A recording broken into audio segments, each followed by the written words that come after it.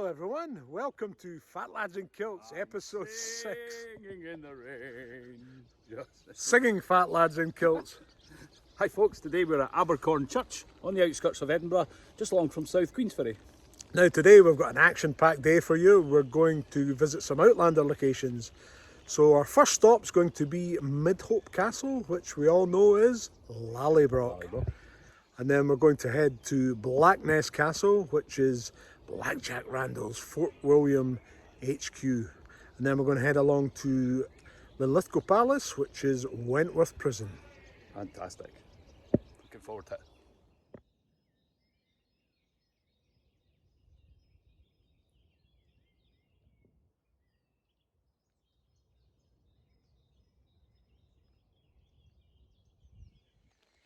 So here we are, the first location, Lallybroch.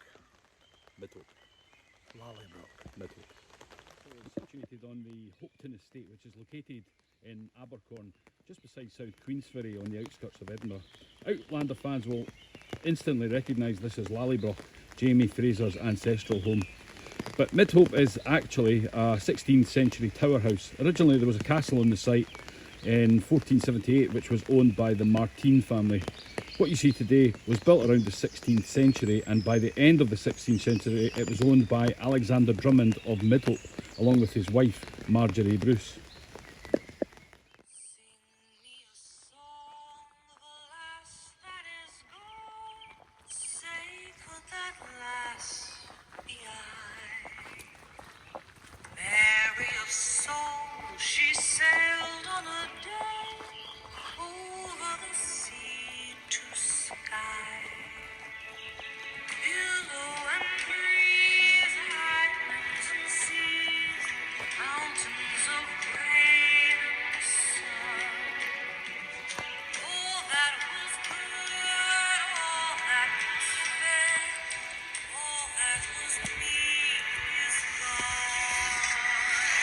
Sing me a song of the last that is gone.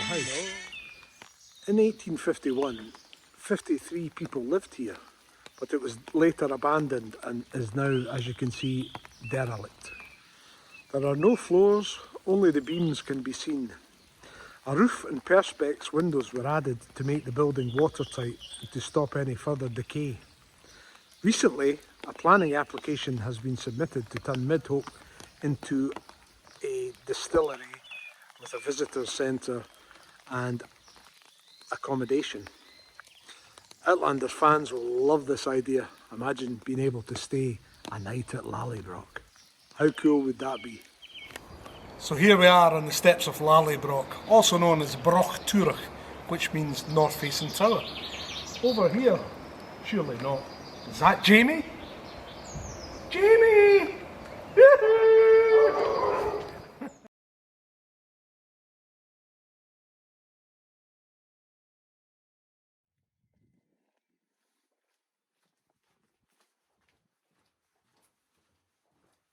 So just at this spot here, this is where we see when Jamie and his men first enter the castle, just behind Steve. This is where we see Jamie with a bayonet between a redcoat's legs, just here.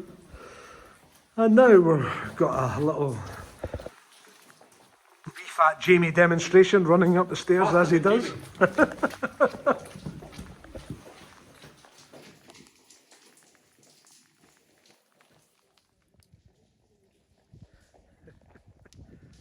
is Steve doing a reenactment.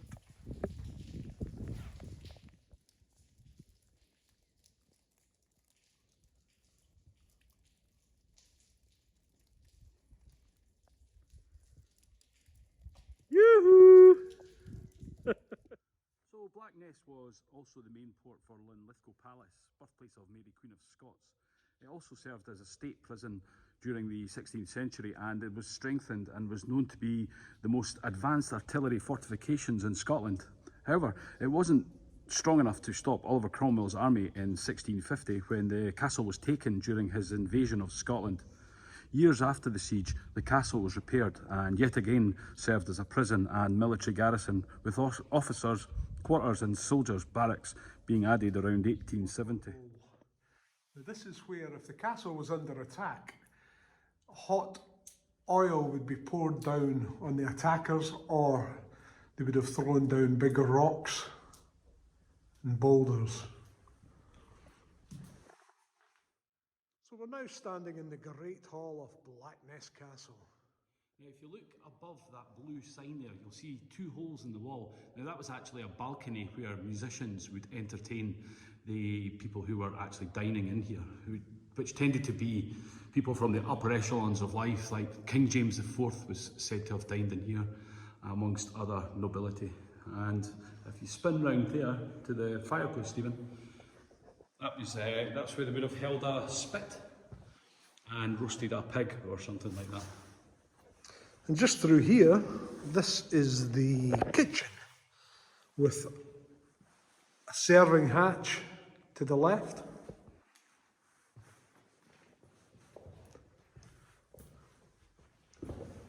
Very small, with a sink and wash outlet here.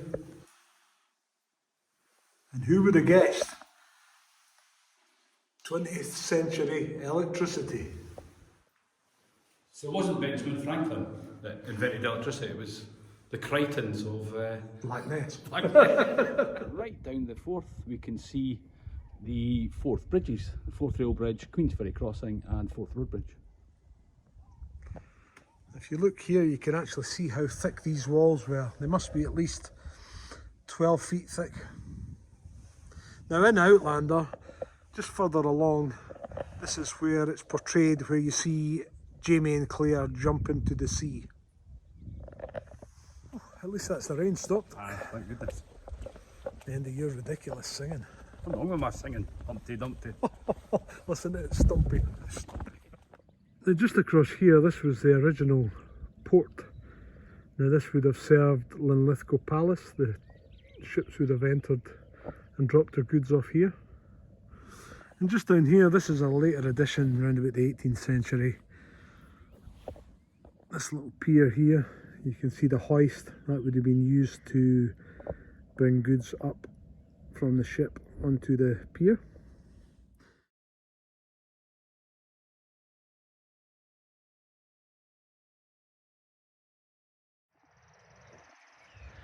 So standing here looking across Linlithgow Loch towards the palace and the little church spire of St Michael's Church to the left of it.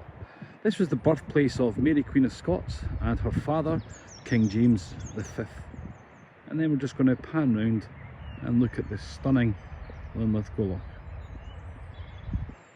Isn't that spectacular? So these plaques on the wall here, these represent the line of succession from our current Queen, Queen Elizabeth II, to back down the line to Mary Queen of Scots. These are all, it's not every king and queen, it's the actual line of succession. George II, George I, Sophia, Elizabeth, James VI, and then down to Mary Queen of Scots. Now as you're walking through the archway here, you'll see four crests above the gatehouse. And the one on the left is the Order of the Garter. The next one is Order of the Thistle. The next one is the Order of St Michael. And the last one is the Order of the Golden Fleece. And these were all accolades awarded to King James V in the 1500s. Now if you look up here, you're looking at the church spire of St Michael's Church. This, if you look right at the top, you'll see an aluminium spire. Now this was designed by Sir Basil Spence, I think it was in the mid-1900s, and it's meant to represent the crown of thorns. Prior to that, before it collapsed, it was the same as St Giles Cathedral in Edinburgh. It was a crown steeple. So as we're coming through this little archway, we're going to come face to face with Linlithgow Palace. Now, isn't that a spectacular sight? So where that guy is standing with the green jacket, that isn't the original entrance. We're going to walk round to the old original entrance. This is just the visitor's entrance, but it's still a spectacular sight. So as we're looking towards this entrance here, you'll see a little archway in the middle that Stephen's just zooming in on, and that was the original main entrance. There would have been a moat going round the palace and a drawbridge coming right across to a little mound on the right hand side. And if you look just above the archway, you'll see the lion rampant and the old crown showing it was a royal palace. Absolutely spectacular. Cannot wait to go inside. Just a little bit early for that, so looking forward to that. So as we pan round here, we get another magnificent view of Linlithgow Loch.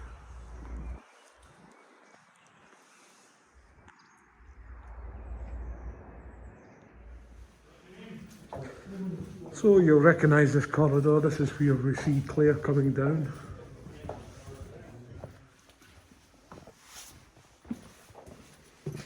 So down here we have Wentworth Prison. What a miserable, cold, damp place this is. Water dripping from the ceiling. Could you imagine being here and held prisoner? Horrific.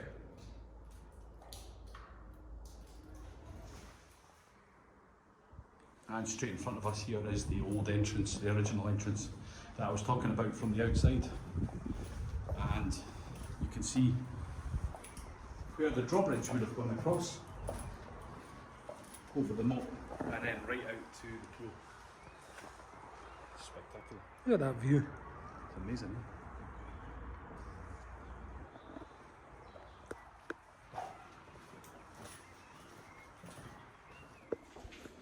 More stairs. Oh, so Here we are in the Great Hall. Isn't this spectacular? Look at this.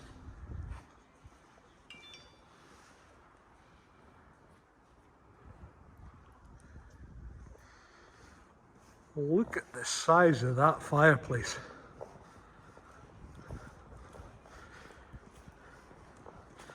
You wouldn't even need to duck to have a look under it, Steve. Aye, because I'm the same height as you. You absolutely should. Ooh. Wow, look at that. Ooh. So in here we've got the court kitchen.